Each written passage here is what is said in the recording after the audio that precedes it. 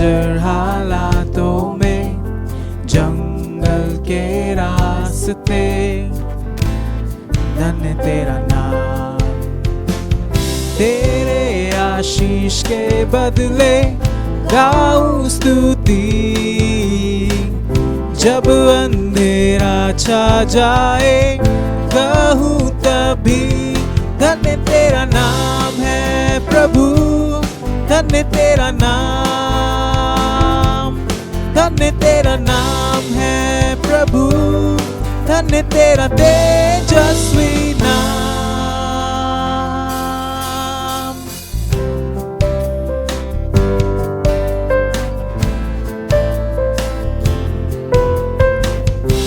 धन्य तेरा नाम, जब सूरज सुहाना हो, जब सब कुशल मंगल हो, धन्य तेरा नाम, धन्य तेरा नाम। मुश्किलों की राहों में, दर्द हो भले अर्पण में, धन्य तेरा नाम। तेरे आशीष के बदले गाऊं स्तुति, जब अंधेरा छा जाए कहूँ तभी, धन्य तेरा नाम है प्रभु, धन्य तेरा नाम, धन्य तेरा नाम है प्रभु, धन्य तेरा तेजस्वी नाम। तू ही देता है, तू ही लेता है यहोवा, मेरा दिल कहे धन्य तेरा नाम। तू ही देता है, तू ही लेता है यहोवा, मेरा दिल कहे धन्य तेरा नाम।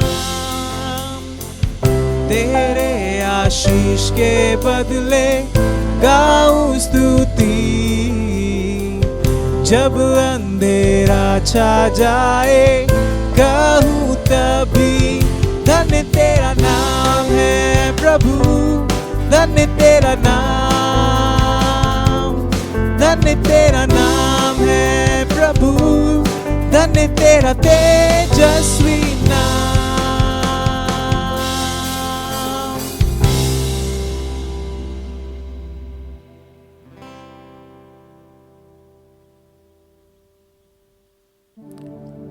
प्रभु जी आपको धन्यवाद देते हैं इस समय के लिए जो आपने हमें दिया प्रभु, जिससे हम आपका नाम ले सकें, आपके नाम को धन्य कह सकें प्रभु, इसके लिए आपका धन्यवाद देते हैं।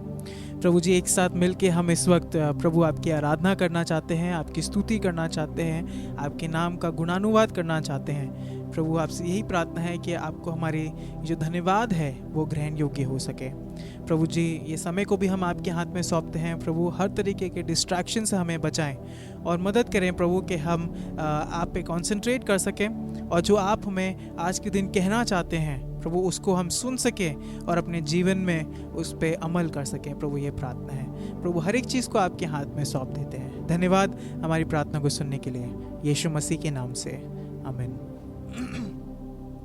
गुड मॉर्निंग, आप सबका स्वागत है आज की डीवीएफ सेंट्रल की आराधना में। आइए हम परमेश्वर की स्तुति और आराधना करना जारी रखें, क्योंकि वो महान राजा है और वो हमसे बेहद प्रेम करता है। मैं पढ़ना चाहूँगा भजन संहिता 145, आप अपनी बाइबल्स में फॉलो कर सकते हैं। भजन संहिता 145 इस प्रकार कहता है, हे मेरे परमेश्वर, हे राजा, मैं तुझे सराहूँगा और तेरे नाम को सदा सर्वदा धन्य कहता रहूँगा। यहोवा महान और अति स्तुति के योग्य है और उसकी बड़ाई अगम्य है। यहोवा अनुग्रहकारी और दयालु, विलंब से क्रोध करने वाला और अति करुणामय है। यहोवा सबों के लिए भला है और उसकी दया उसकी सारी सृष्टि पर है। यहोवा सब गिरते हुओं को संभालता है और सब झुके हुओं को सीधा खड़ा करता है। कितना सुंदर है कि ये पढ़ना कि जिस यहोवा की हम आराधना कर रहे हैं वो इतना महान है।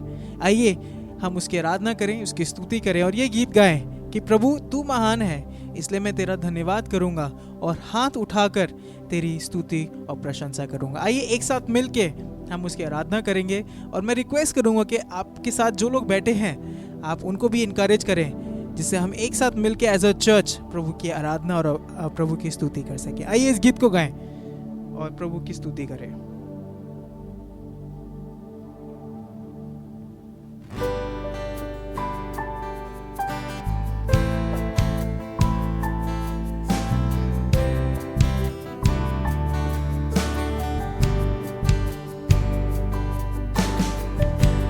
यीशु मसीह भरोसा मेरा,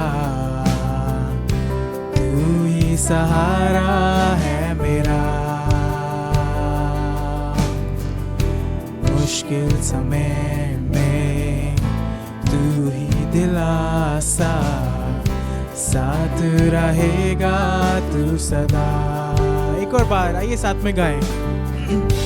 यीशु मसीह भरोसा मेरा, तू ही सहारा है मेरा, मुश्किल समय में तू ही दिलासा, साथ रहेगा तू सदा। करुणा भलाई तेरी सदा रहेगी मुझ पर, तेरी विश्वास योग्यता देखूंगा मैं उम्र भर। मैं हाथ उठा कर गाऊंगा, यीशु तेरा नाम रहे ऊंचा। मैं हाथ उठा कर गाऊंगा, यीशु तेरा नाम रहे ऊंचा। मैं हाथ उठा कर गाऊंगा, यीशु तेरा नाम रहे ऊंचा। मैं हाथ उठा कर गाऊंगा, यीशु तेरा नाम रहे ऊंचा।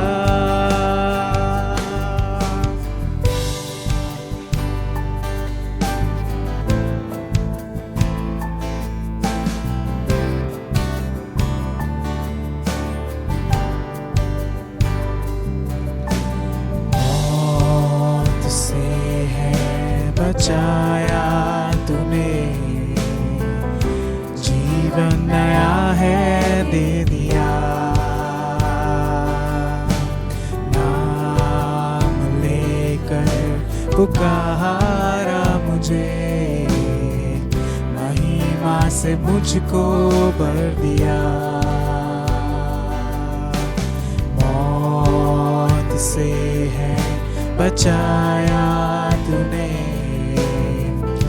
जीवन नया है दे दिया, नाम लेकर पुकारा मुझे, महिमा से मुझको भर दिया। करुणा भलाई, करुणा भलाई तेरी सदा रहेगी मुझ पर, तेरी विश्वास योग्यता देखूंगा मैं उम्र भर। मैं हाथ उठा कर गाऊंगा, यीशु तेरा नाम रहे ऊंचा। मैं हाथ उठा कर गाऊंगा, यीशु तेरा नाम रहे ऊंचा। आदर और महिमा हो तेरी, तू ही हमारा खुदा। पूरी हो तेरी ही मर्जी, आए तेरा राज यहाँ। ये साथ में गाएं। आदर और महिमा हो तेरी, तू ही हमारा खुदा। पूरी हो तेरी ही मर्जी, आए तेरा राज यहाँ।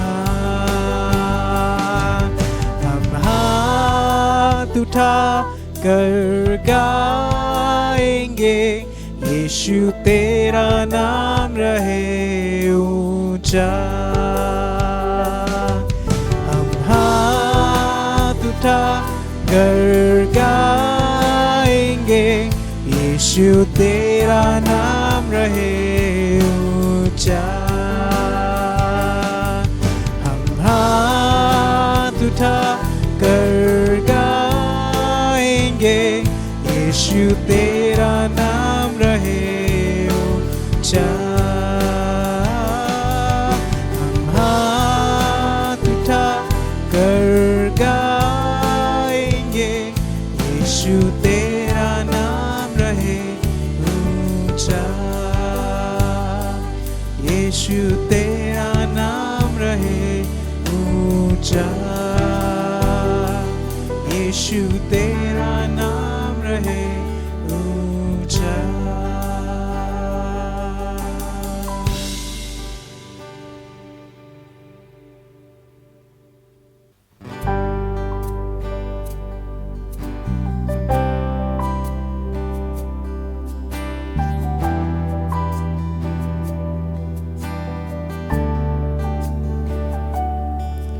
अपने हाथों से बनाया, अपनी बाहों में छिपाया, अपने जीवन से दी है जिंदगी। अपने हाथों से बनाया, अपनी बाहों में छिपाया, अपने जीवन से दी है जिंदगी। और मैं तारीफ करूंगा, स्तुति और प्रशंसा प्रभु मैं तारीफ करूंगा, तेरी महिमा गाऊंगा।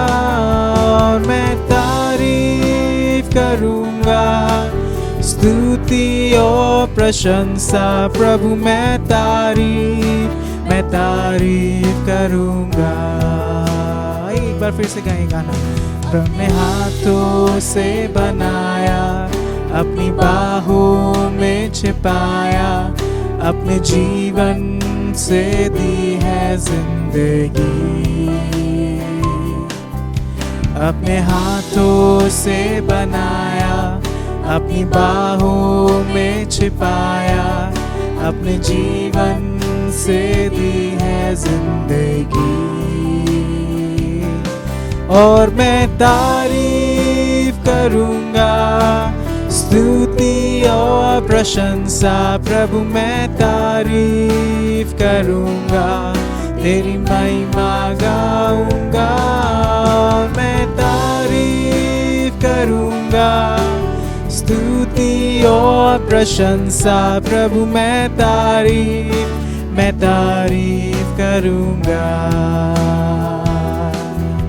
मैं तारीफ करूंगा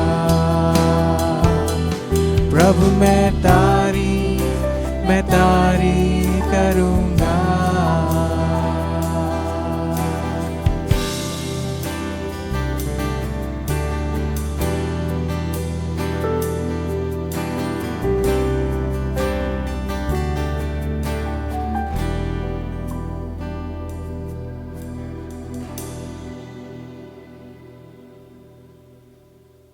प्रभु जी आपका धन्यवाद देना चाहते हैं प्रभु कि आपने हमें बनाया। जिस तरीके से गीत हमने गाया, अपने हाथों से बनाया, अपनी बाहों में छिपाया। प्रभु जी धन्यवाद देते हैं प्रभु कि आप हमसे इतना प्रेम करते हैं। प्रभु जी कि आप हमें हर वक्त संभाले रहते हैं। आपका वचन हमें एश्योरेंस देता है प्रभु कि आप हमें कभी छोड़ेंगे नहीं, कभी त्यागेंगे नहीं। और आज हमने इस गीत में आपका धन्यवाद दिया है उन सब समयों के लिए जब हम मुश्किल में थे, हम परेशानी में थे, और आप आए और अपनी पंखों की आड़ में हमें ले लिया, हमें सुरक्षा के घेरे में रखा। इसके लिए आपका धन्यवाद देते हैं। इस वक्त प्रभु हम प्रार्थना करना चाहते हैं आपसे, हमारे बीच में जो कोई ऐसा व्यक्ति है या ऐसा परिवार है जो किसी ना किसी तरीके के बंधन में है, प्रभु हम आपसे इस वक्त विनती करते हैं कि उन बंधनों को आप तोड़ें, क्योंकि आज़ादी सिर्फ आपकी ओर से हमें मिलती है। आप ही हैं जो हमें आज़ाद करते हैं। प्रभु जी हम प्रार्थना करना चाहते हैं हर उस शैतान के बंधनों के लिए कि आप यीशु मसीह जी के नाम से उन्हें तोड़ दें प्रभु, और आज उन्हें रिहाई दें, आज़ादी दें, क्योंकि आप ही एकमात्र परमेश्वर हैं जो सर्वशक्तिमान है। प्रभु जी हम इस वक्त जब ये गीत गाते हैं तो आपसे विनती करना चाहते हैं कि प्रभु उन बंधनों को तोड़ें प्रभु, और आज़ादी दें।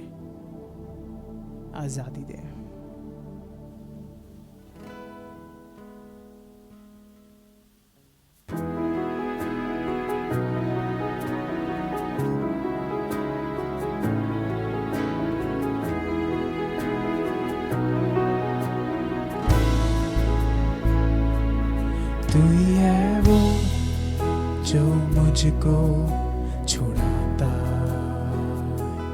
तू ही है वो जो मुझको संभालता।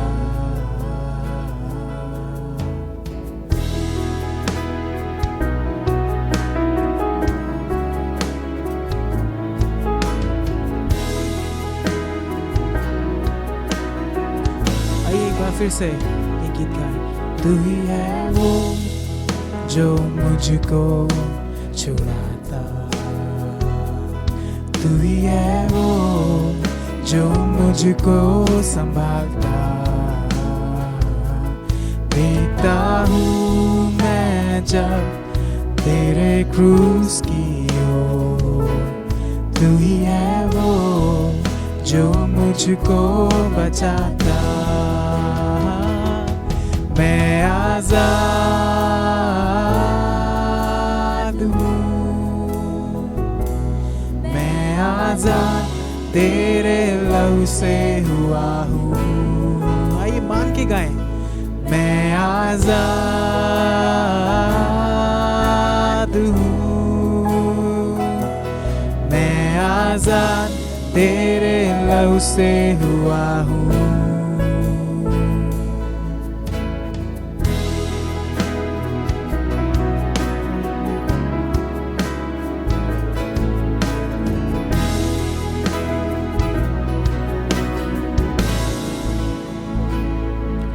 तू ही है वो जो मुझको उड़ाता,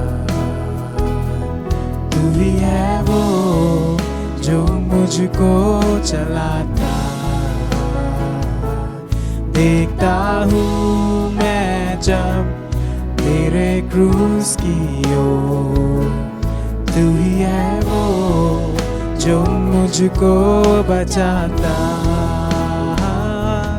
मैं आज़ाद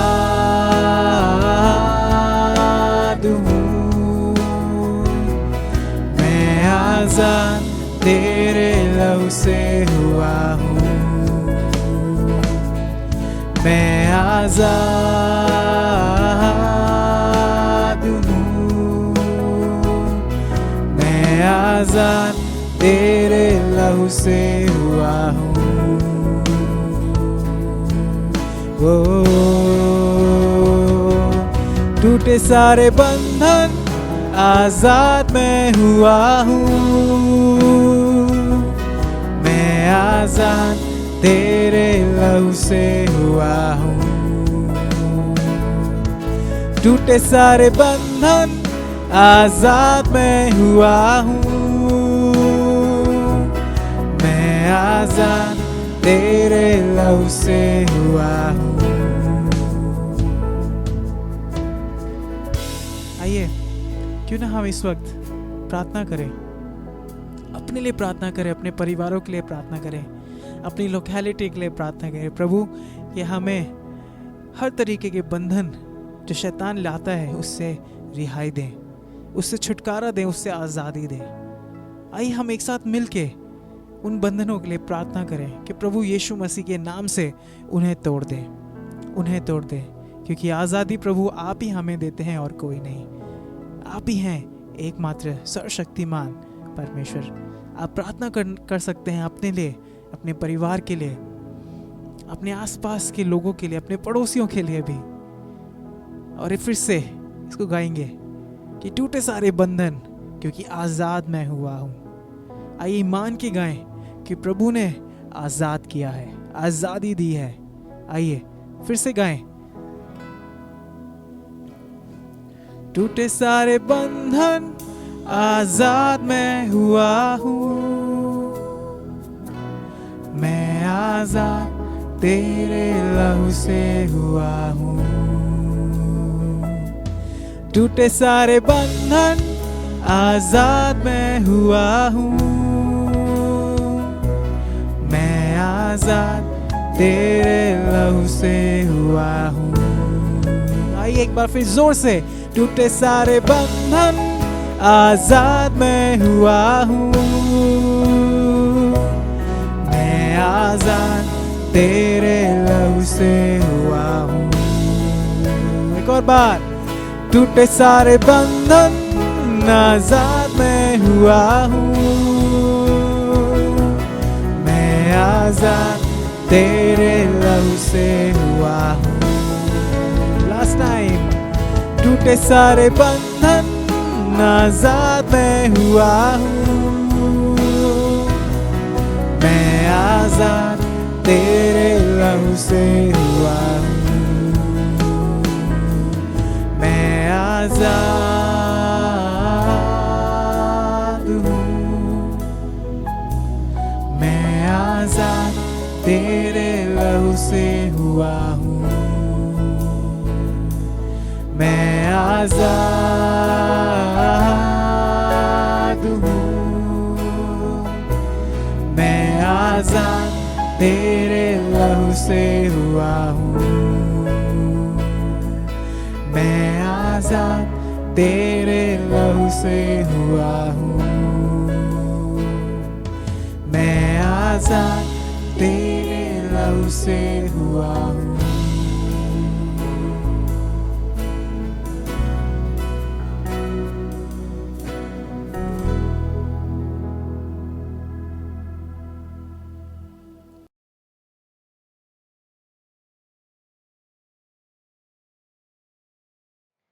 और थुआतीरा की कलीसिया के दूत को यह लिख कि परमेश्वर का पुत्र, जिसकी आंखें आग की ज्वाला की नाई और जिसके पांव उत्तम पीतल के समान है, यह कहता है कि मैं तेरे कामों और प्रेम और विश्वास और सेवा और धीरज को जानता हूँ, और यह भी कि तेरे पिछले काम पहलों से बढ़कर है। पर मुझे तेरे विरुद्ध यह कहना है कि तू उस स्त्री इजेबेल को रहने देता है, जो अपने आप को भविष्यद्वक्तिन कहती है और मेरे दासों को व्यभिचार करने और मूर्ति के आगे के बलिदान खाने को सिखलाकर भरमाती है। मैंने उसको मन फिराने के लिए अवसर दिया, पर वह अपने व्यभिचार से मन फिराना नहीं चाहती। देख, मैं उसे खाट पर डालता हूँ, और जो उसके साथ व्यभिचार करते हैं, यदि वे भी उसके से कामों से मन ना फिराएंगे, तो उन्हें बड़े क्लेश में डालूंगा, और मैं उसके बच्चों को मार डालूंगा। और तब सब कलीसियाएं जान लेंगी कि हृदय और मन का परखने वाला मैं ही हूँ, और मैं तुम में से हर एक को उसके कामों के अनुसार बदला दूंगा। पर तुम थुआतीरा के बाकी लोगों से, जितने इस शिक्षा को नहीं मानते और उन बातों को जिन्हें शैतान की गहरी बातें कहते हैं नहीं जानते, यह कहता हूँ कि मैं तुम पर और बोझ न डालूंगा। पर हाँ, जो तुम्हारे पास है उसको मेरे आने तक थामे रहो। जो जय पाए और मेरे कामों के अनुसार अंत तक करता रहे, मैं उसे जाति जाति के लोगों पर अधिकार दूंगा, और वह लोहे का राजदंड लिए हुए उन पर राज्य करेगा।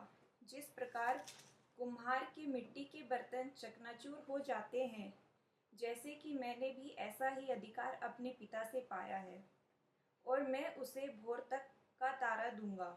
जिसके कान हो वह सुन ले कि आत्मा कलीसियाओं से क्या कहता है।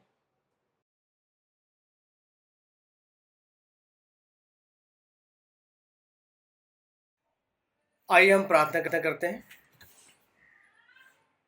परमेश्वर, हम आपका धन्यवाद करते हैं आज के दिन के लिए प्रभु, जो आपने हमें फिर से एक बार अपने वचन को सुनने के लिए एकत्रित किया। पिता, हम प्रार्थना करते हैं अपने देश के जो प्रभु लीडर्स हैं, नेता हैं प्रभु जी, उनके लिए पिता, ताकि वो देश को अच्छे से पिता संभाले और चला पाए। पिता हम प्रार्थना करते हैं प्रभु जी लॉर्ड, वायरस को जो फैल रहा है परमेश्वर, उसको कंट्रोल करें आपके द्वारा वो नियंत्रण हो प्रभु जी लॉर्ड। जो फ्रंट लाइन वर्कर्स हैं प्रभु जी, उनके लिए प्रार्थना करते हैं प्रभु जी। हम प्रार्थना करते हैं पिता, हमारे देश के सोल्जर्स के लिए जो बॉर्डर पे तैनात हैं प्रभु जी, हमें प्रोटेक्शन देने के लिए पिता। और हम प्रार्थना करते हैं हमारे चर्च मेंबर्स के प्रोटेक्शन के लिए पिता, और ख़ासकर आज के जो वचन को सुनाया जाएगा प्रभु जी, उसके लिए प्रार्थना करते हैं प्रभु। हमारे मनों को टच कर परमेश्वर, हमारे हृदय की भूमि में वो उपज लेकर आए प्रभु जी आपका वचन। पिता, धन्यवाद की भेंटें आपको देते हैं। सारी प्रार्थना प्रभु यीशु मसीह के नाम से मांगते हैं, आमीन।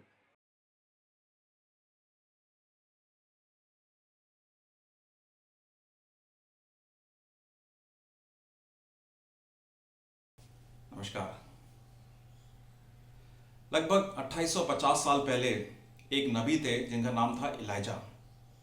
नबी का काम होता है परमेश्वर का वचन लोगों तक देने का, और हो सकता है ये काम काफ़ी कठिन हो, क्योंकि जो लोग सुनना चाहें वो परमेश्वर ने बताना नहीं चाहेंगे, और जो लोग कर रहे हैं वो परमेश्वर पसंद ना करें। तो इलाइजा ऐसे ही समय पर एक वचन लेकर आते हैं लोगों के पास, और वो वचन उस समय था कि बाल देवता की पूजा ना करो। क्योंकि जब इलाइजा की मिनिस्ट्री चल रही थी, उस समय एक राजा था अहाब, और उस राजा ने जजरील नाम की एक स्त्री से विवाह कर रखा था, और उस स्त्री की वजह से मूर्ति पूजा, व्यभिचार, बाल देवता के प्रति आ चुका था इजराइल में, और परमेश्वर की पूजा, परमेश्वर को मानना लोगों ने बंद कर दिया था और बाल देवता को पूजते थे। और इस चीज़ का विरोध इलाइजा ने करा। इस चीज़ का वर्ड प्रभु से लेकर आए इलाइजा, क्या कि ये चीज़ गलत है, ये नहीं होनी चाहिए। और इसका उनके पास काफ़ी विरोध भी मिला। अकेले थे मगर साहसी थे, और इस साहस का जो फाउंडेशन था, इस साहस को उन्होंने जो साहस पाया था वो प्रभु की दे गए अधिकार से मिला था, प्रभु के चरित्र से मिला था, और प्रभु की जो एक वास्तविक जो वर्ड है कि वो होना है, वही उस वजह से मिला था, यकीन से मिला था।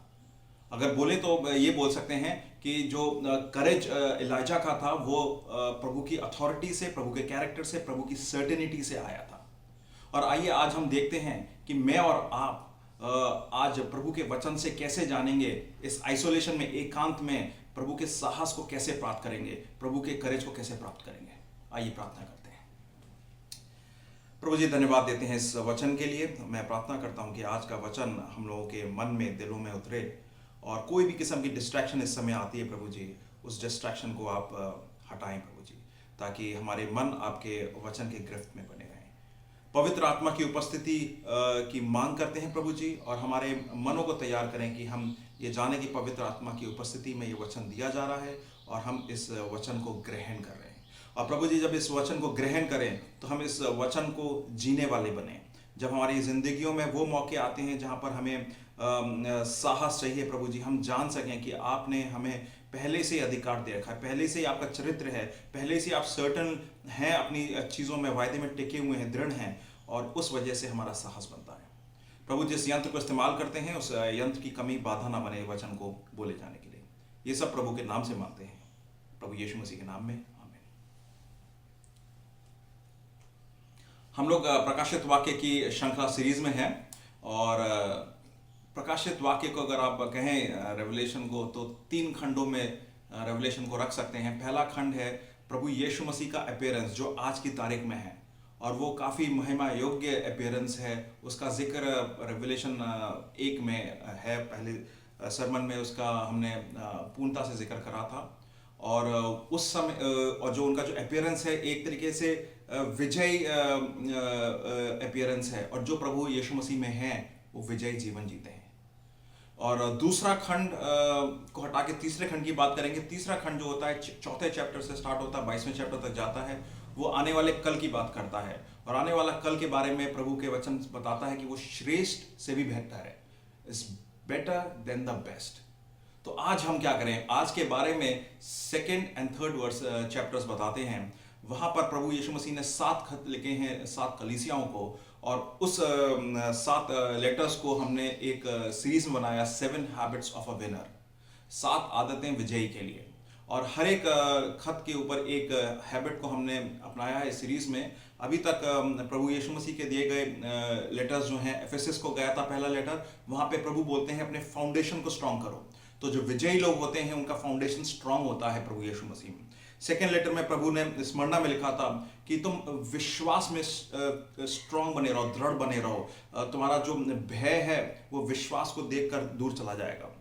तीसरा जो लेटर था परगमम को था, और वहां पे उन्होंने कहा था कि कोई कॉम्प्रोमाइज मत करो, बल्कि रिपेंटेंस से अपने कॉम्प्रोमाइज को दूर रखो।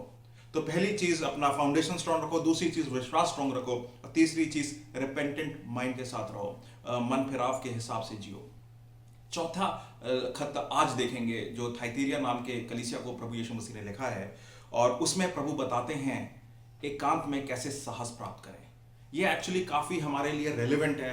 आज की तारीख में हम लोग अलग अलग सिचुएशंस में हैं, जगह जगह पे, कहीं पे लॉकडाउन खुल रहा है, कहीं पे लॉकडाउन पूर्णता से है, कहीं कंटेनमेंट जोन है। आप अपनी जीवन की अलग अलग स्थितियों में हैं, और एक तरीके से आइसोलेशन में, एकांत में हैं। और इसमें साहस कैसे प्राप्त करें? साहस प्रभु के दिए गए अधिकार से, प्रभु के चरित्र से और प्रभु के दृढ़ता से हम जान सकते हैं। आइए अब वचन में चलते हैं और देखते हैं प्रभु इस कलीसिया को लेटर में क्या लिखते हैं, और वो हमारे लिए कहाँ तक उपयोगी है, हमारी लाइफ में कैसे जाना जा सकता है।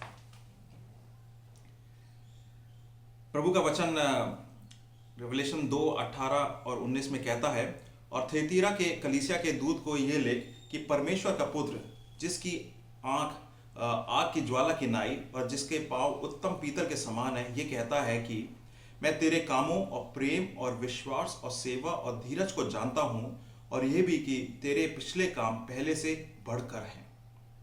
प्रभु यीशु मसीह अपने आप को यहाँ पे अपीयरेंस जो है उनका दिख रहा है कि उनकी जो आंखें हैं आग की ज्वाला जैसी हैं। इसका मतलब है कि वो हर किस्म के फसाद, हर किस्म के मुखौटे को पार करके मन की सच्चाई को, मन की इरादे को जान सकते हैं। कोई उनको भ्रमित नहीं कर सकता है। और पीतल पाँव उनके उत्तम पीतल के मतलब है कि वो दृढ़ हैं। वो जब उन्होंने पैर रख दिया तो फर्म है, वो कोई हिला नहीं सकता है। और इस अपीयरेंस के बाद, इस कैरेक्टर को दिखाने के बाद अब प्रभु बताते हैं कि मैं तेरे कामों को जानता हूँ और बहुत अच्छे काम हैं। तुमने प्रेम दिखाया, तुमने विश्वास दिखाया, तुमने संयम भरता है, तुम सेवा में उत्तम हो, और अब तुम बढ़ते जा रहे हो, पहले से अच्छे होते जा रहे हो। तो ये तो बहुत अच्छी रिपोर्ट है इस कलीसिया के लिए। आइए आगे देखें प्रभु क्या बता रहे हैं हमें। आगे प्रभु बताते हैं प्रकाशित वाक्य 2:20-23 में कहते हैं, पर मुझे तेरे विरुद्ध ये कहना है, अभी भी कोई कमी है लगता है, कि तू उस स्त्री इजेबेल को रहने देता है जो अपने आप को भविष्यद्वक्ता कहती है और मेरे दासों को व्यभिचार करने और मूर्ति के आगे बलिदान खाने के सिखलाकर भ्रमित करती है। मैंने उसको मन फिराने के लिए अवसर दिया, पर वो अपने व्यभिचार से मन फिराना नहीं चाहती है। अब इस कलीसिया में एक सिचुएशन ऐसी आ गई है कि इस कलीसिया में एक लेडी है जिसका नाम इजेबेल है, और उसने कलीसिया के कुछ जनों को भ्रमित कर दिया है, व्यभिचार में उतार दिया है, मूर्ति पूजक बना दिया है। और वो जानती है कि ये गलत कर रही है, उसके बावजूद भी अपना मन नहीं फिरा रही है।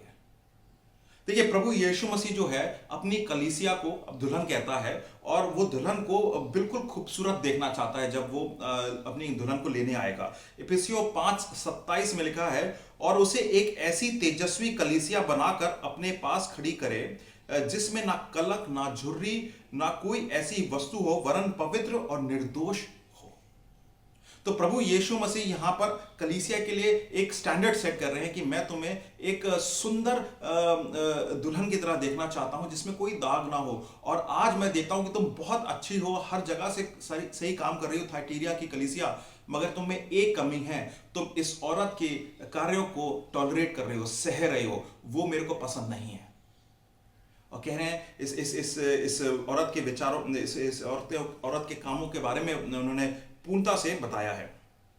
अब ये जेजेबेल का जो नाम है, हो सकता है कि औरत वहां पे हो और उसने अलग अलग किस्म के तरीकों से लोगों को फंसा रखा हो, वहां पे वो झूठ बोलती हो, उसने कुछ व्यभिचार की शिक्षाएं दे रखी हो, उसने मूर्ति पूजा को प्रमोट कर रखा हो, और एक तरीके से जो नए विश्वासी थे उनको भी भ्रमित कर रही हो अपनी टीचिंग्स के हिसाब से, क्योंकि लोग समझे कि भाई ये तो बहुत पहुंची हुई है, प्रभु में काफी आगे बढ़ चुकी है, तो जो ये बोलेगी सही है, और लोगों को भ्रमित कर रही हो। एक तरीके से डुअलिज्म, दो मुखी टीचिंग भी दे रही हो, जिसमें वो कहती हो कि तुम्हारा देह और तुम्हारी आत्मा दोनों अलग हैं, इसमें कोई दिक्कत की बात नहीं है। जो तुम्हारा देह, जो तुम्हारे मन में आता है वो करो, इसके ऊपर तुम्हारे पर कोई जजमेंट नहीं आएगा, और जो तुम्हारी आत्मा है वो प्रभु को एक्सेप्टेबल है। तो जब खत्म हो जाओगे तुम तो प्रभु के पास चले जाओगे।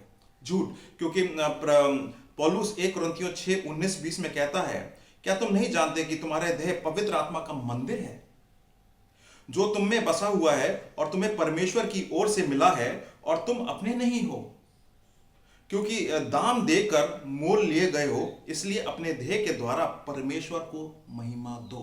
दाम कैसे? प्रभु यीशु मसीह के क्रूस पे चढ़े जाने की वजह से मेरे और आपके पाप प्रभु यीशु मसीह के ऊपर लगा दिए गए। जो पाप नहीं था उसने पाप बनकर क्रूस पे मेरे और आपके लिए चढ़ गया, ताकि मैं और आप प्रभु पवित्र पिता के सामने पेश किए जा सकें। और जो प्रभु यीशु मसीह में विश्वास रखते हैं उनके अंदर पवित्र आत्मा होते हैं, और पवित्र आत्मा उपस्थिति का मतलब है कि ये पवित्र आत्मा का मंदिर है। जजेबेल, हो सकता है ये जो नाम यहाँ पर है एक वर्णन हो, एक इलस्ट्रेशन हो, पोर्ट्रेयल हो, एक राजा 18 के दिए गई, एक राजा 16 की दी गई एलाइजा की एपिसोड के बारे में। क्योंकि जो एलाइजा था, जैसे मैंने शुरुआत में बताया कि उसने विद्रोह करा, उन्होंने विरोध करा, बताया कि एक राजा है अहाब जिसने जेजेबेल नाम की औरत से शादी करी है, और उस औरत की वजह से वहाँ पे मूर्ति पूजा, व्यभिचार, बाल देवता की पूजा स्टार्ट हो गई सच्चे परमेश्वर को हटा के। और व्यवस्था विवरण ड्यूटोनॉमी 17 के हिसाब से राजा को कभी ऐसा नहीं करना है। राजा को हमेशा पवित्र पिता का, परमेश्वर की पूजा में लगे रहना है और पूरे देश को लगाना है, जबकि वहाँ पे ये नहीं हो रहा था। और एलाइजा इस वजह से उनसे लड़ बैठा, उनसे कहता है कि तुम इन कामों से अपने आप को तौबा करके हटो, मगर वो लोग मानते नहीं हो, तो इसको काफ़ी विद्रोह करना पड़ा, काफ़ी ऑपोजिशन सहना पड़ा। और ये उस चीज़ का इलस्ट्रेशन है इस थाइटीरिया में, कि थाइटीरिया में वो उनको इलस्ट्रेट करके प्रभु बताना चाह रहे हैं कि तुम भी एलाइजा जैसे साहस रखो। और एलाइजा ने जैसे उस औरत का सामना किया था, उस समय जैसे सामना करा था, तुम भी इस औरत को अपने अंदर से हटाओ, अपनी कलीसिया में से हटाओ। हो सकता है ये मैसेज मेरे और आपके लिए भी आज बहुत ज़्यादा रेलेवेंट हो। मैं और आप भी आज अपनी लाइफ में काफ़ी सारी चीज़ों को टॉलरेट कर रहे हो, विचार सही नहीं हो, इंटेंशन सही नहीं हो, डर बैठा हुआ हो, आने वाले कल के बारे में एंग्जाइटी हो। प्रभु कह रहे हैं इनको ज्यादा टॉलरेट मत करो, क्योंकि ये चीजें प्रभु की तरफ से नहीं है। साहस बना के रखो और इनका विद्रोह करके, विरोध करके इन्हें हटाओ। आगे चलते हैं, वचन में क्या लिखा है। भजन प्रकाशित वाक्य 2:22-24 में, उसमें लिखा है, देख मैं उसे खाट पर डालता हूं और उसे उसके साथ व्यभिचार करते हुए, यदि वो भी उसके से काम से मन ना फिराएं तो उन्हें बड़े क्लेश में डालूंगा। तो कह रहे हैं कि अब इसका जो नतीजा है बहुत बुरा होने वाला है, और जो लोग उसकी बातों को मानते हैं उसका भी नतीजा काफी बुरा होगा। और मैं उसके बच्चों को मार डालूंगा, और तब सब कलीसियाएं जान लेंगी कि हृदय और मन का परखने वाला मैं ही तो हूं, और मैं तुम में से हर एक को उसके कामों के अनुसार बदला दूंगा। पर तुम थाइतीरा के बाकी लोगों से जितना इस शिक्षा को नहीं मानते हैं और उनकी बातों को जिन्हें शैतान की गहरी बातें कहते हैं नहीं जानते हैं, यह कहता हूं कि मैं तुम पर और कोई बोझ ना डालूंगा। तो प्रभु कह रहे हैं एक नतीजा है, अगर ये गलत कार्य कर रहे हैं और गलत कार्य की वजह से दूसरों को नीचे कर रहे हैं, उसका नतीजा है। और वो नतीजे में प्रभु यीशु मसीह ने मत्ती 18 में ही बोला था, वहां पे बोलते हैं, पर जो कोई इन छोटों में से जो मुझ पर विश्वास करते हैं एक को ठोकर खिलाए, उसके लिए भला होता कि बड़ी चक्की का पाट उसके गले में लटकाया जाता और वो गहरे समुद्र में डुबाया जाता। मत्ती 18:6-7। इसका मतलब यह है कि हमारी विश्वासियों की एक रिस्पॉन्सिबिलिटी बनती है, विश्वासियों के समाज के लिए भी, कि हम एक दूसरे को उन्नति दें, एक दूसरे की मैच्योरिटी में हाथ बटाएं, एक दूसरे की स्पिरिचुअल मैच्योरिटी में शामिल हों। और हमारी वजह से अगर कोई भाई गिरता है तो प्रभु उस चीज का नतीजा भी देंगे। इसलिए मैंने वो वाली बात जिक्र करी आपको कि मेरा पर्सनल स्टैंड क्या है और जो मूर्तियों के सामने दिए गए खाने को खाने वाली बात। आगे चलते हैं, रेवलेशन 2:25-29, उसमें लास्ट में क्या प्रभु बोलते हैं, पर हाँ जो तुम्हारे पास है उसको मेरे आने तक थामे रहो। यहां पर बात आ रही है साहस की, कि जो तुम्हारे पास है उसको थामे रहो, साहस से थामे रहो। हो सकता है तुम्हारे चर्च में ऑपोजिशन है, अलग अलग किस्म की प्रॉब्लम्स आ रही हैं, मगर तुम जो मेरे नाम को पकड़े हुए उसको थामे रहो। आगे कहते हैं, जो जय पाएगा और मेरे कामों के अनुसार अंत तक करता रहेगा, मैं उसे जाति जाति के लोगों पर अधिकार दूंगा और वो लोहे के राजदंड लिए हुए उन पर राज्य करेगा। जिस प्रकार कुम्हार की मिट्टी के बर्तन चकनाचूर हो जाते हैं, जैसे कि मैंने भी ऐसे ही अधिकार अपने पिता से पाया है। और मैं उसे भोर का तारा दूंगा, जिसके कान हो वो सुन ले कि आत्मा कलीसिया से क्या कहता है। परमेश्वर ने थैटीरिया के लोगों से कहा कि अपने अंदर से जज़बील को निकाल दो, उसकी जो टीचिंग्स है उसको निकाल दो। और उसके लिए उन्होंने प्रभु ने कहा कि तुम थामे रहो, मतलब साहस बना के रखो। हो सकता है तुम्हारी सारी चीज़ें अच्छी हों, मगर ये चीज़ मुझे पसंद नहीं है, और सिर्फ इस वजह से मैं तुम्हें ये वार्निंग दे रहा हूँ। और तुम्हें अंदर से इसको निकालने के लिए साहस चाहिए, और वो साहस मेरी तरफ से आएगा। और आज अगर हम देखें तो इलाइजा को साथ भी ऐसी कोई स्थिति थी। वो प्रभु का स्पोक्स पर्सन था, प्रभु का वचन लोगों तक लाता था, और उसने देखा ये माहौल उस देश में सही नहीं है, और राजा से वो लड़ बैठा, अहाब से। और राजा से कहता है कि जितने भी तुम्हारे बाल देवता के पुजारी हैं उनको बुलाओ, और आमना सामना होगा सच्चे परमेश्वर और तुम्हारे बाल देवता का, और एक बलि चढ़ाई जाएगी। जो भी परमेश्वर ग्रहण करता है आग भेजकर, वो सच्चा परमेश्वर होगा। कारमल पे जाते हैं ये, और लगभग 850 पुजारी होते हैं बाल के। वो लोग बलि चढ़ाते हैं और अपने बाल देवता को बुलाते हैं, मारते पीटते हैं, अपने आप को कुछ नहीं होता है। जब इलाइजा की बारी आती है, वो अपने बलि को चढ़ाता है और 3 बार पानी चढ़वाता है इस पे। अगर सिचुएशन सही है तो उसे 3 बार और गिरा देता है, खराब कर देता है, दिखाने के लिए कि परमेश्वर तब भी जवाब देगा। और परमेश्वर को पुकारता है और परमेश्वर उस बलि को एक्सेप्ट कर लेते हैं। काफी ड्रामेटिक कहानी है और काफी हम लोग को एक्साइट कर देगी, मगर इसके पीछे जो 3 खूबियां हैं वो जानना बहुत जरूरी है मुझे और आपको। किस बेसिस पे उस पे करे जाता है, किस बेसिस पे उसे साहस आता है, अकेले होने के बाद भी, आइसोलेशन में रहने के बाद भी किस बेसिस पे आता है? प्रभु के दिए गए अधिकार पे आता है। आपको और मेरे को आज प्रभु ने अधिकार दिया है। प्रभु का दिया गया अधिकार प्रभु के वचन में है, यूहन्ना 1:12 में आपके और मेरे लिए। उसमें लिखा है, परंतु जितनों ने उसे ग्रहण किया, यीशु मसीह को जिसने ग्रहण किया, उसने उन्हें परमेश्वर की संतान होने का अधिकार दिया, अर्थात उन्हें जो उसके नाम पर विश्वास रखते हैं। इसका मतलब यह है कि मैं और आप अगर प्रभु यीशु मसीह में विश्वास करते हैं, विद अथॉरिटी मैं और आप परम पिता के पुत्र और पुत्री हैं, विद अथॉरिटी। अगर ये अधिकार है तो मेरे अंदर आज साहस होना चाहिए प्रभु की प्रभुता को फैलाने का, प्रभु की बात बताने का, प्रभु की जहां पर बात नहीं चलती है वहां पे प्रभु की बात को पहुंचाने का और प्रभु की बात को वहां पर जोर से बोलने का। दूसरी बात, प्रभु के चरित्र को।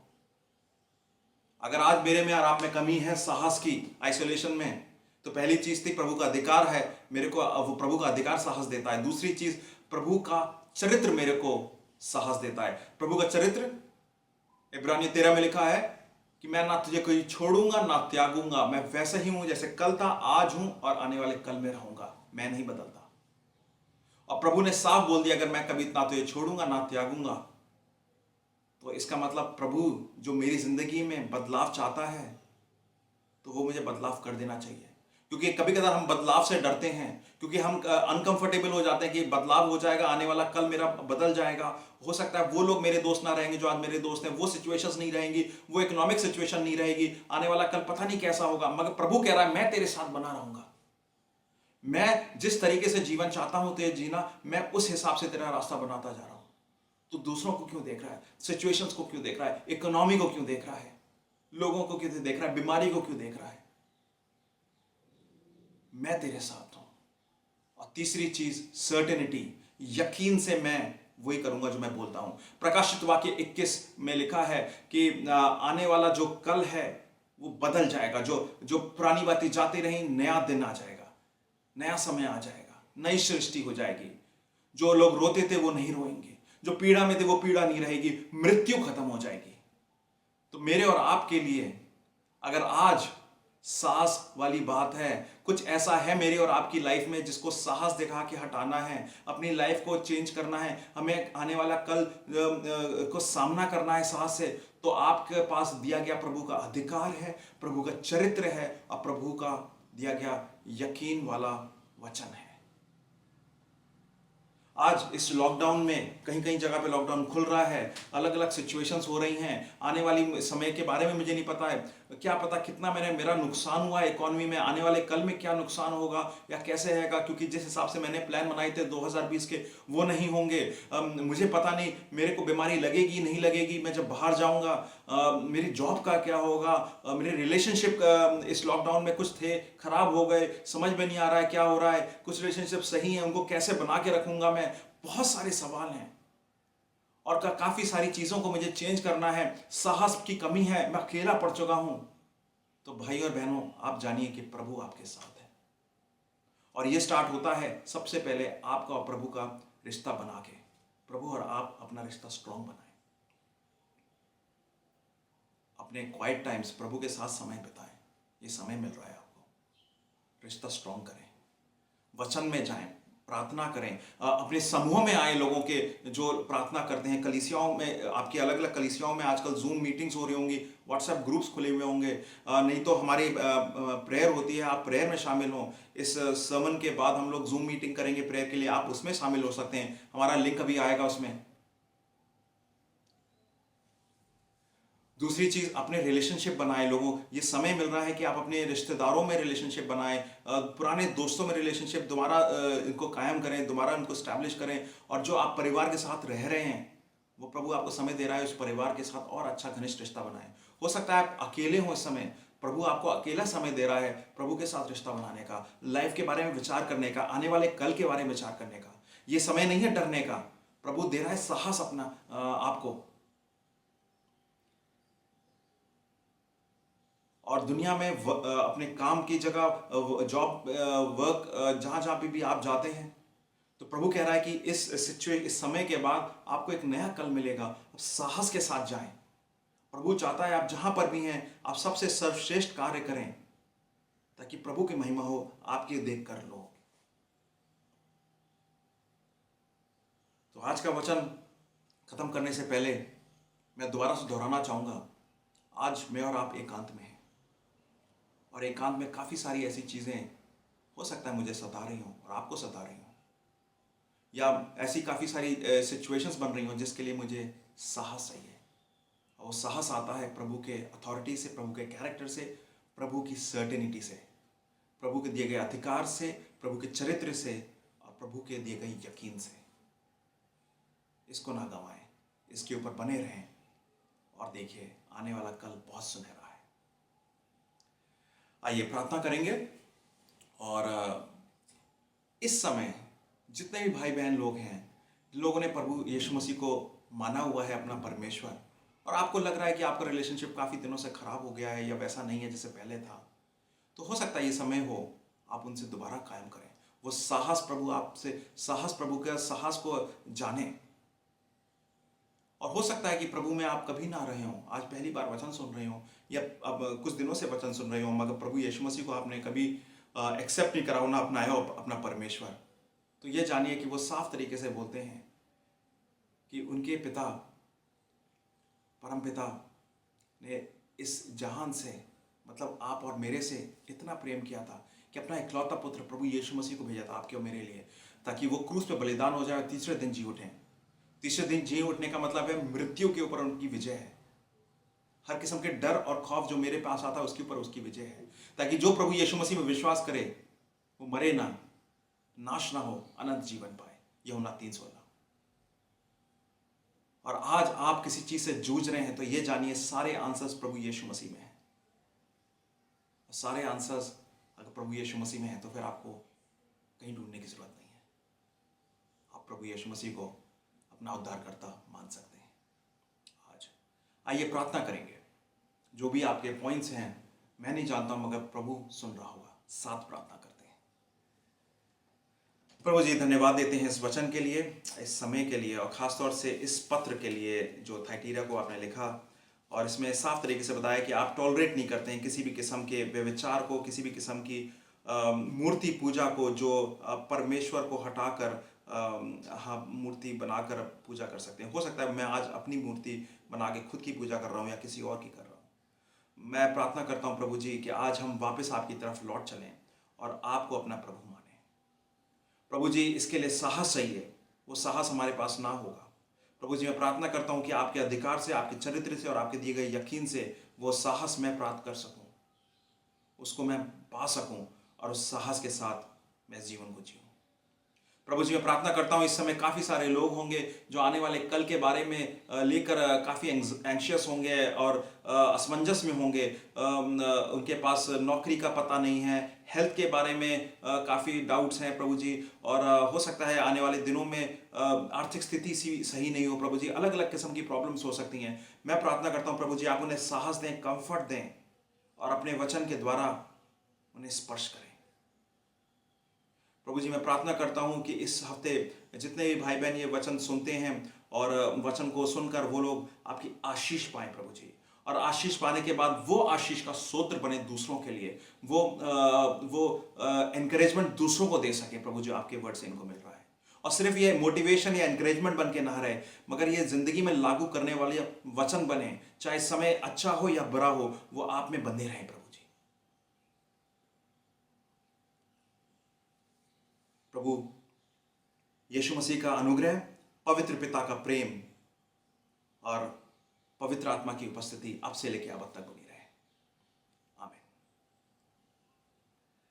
प्रिय भाइयों बहनों, इस सरमन के बाद हम लोग हमारे चैट में जूम डिटेल्स आ गए होंगे। इस जूम डिटेल्स में हमारा एक चैट रूम है जहां पर हम लोग प्रेयर करते हैं इस सरमन के बाद। तो आप उसमें आइए, कोई भी आपका विषय है तो आप दे सकते हैं चैट में। आपने विषय दिए होंगे उसके बारे में प्रार्थना करेंगे, और कोई नया विषय होगा तो उसके बारे में प्रार्थना करेंगे। उम्मीद है ये हफ्ता आपका शुभ हो और आपको प्रभु के वचन सुनकर, प्रभु से प्रार्थना कर कर आशीष मिले, और कोई भी चीज़ लाइफ में टॉलरेट ना करें जो प्रभु की तरफ से नहीं है। प्रभु ने आपको साहस दिया है उसका सामना करने का, उसको हटाने का। जय मसीह की।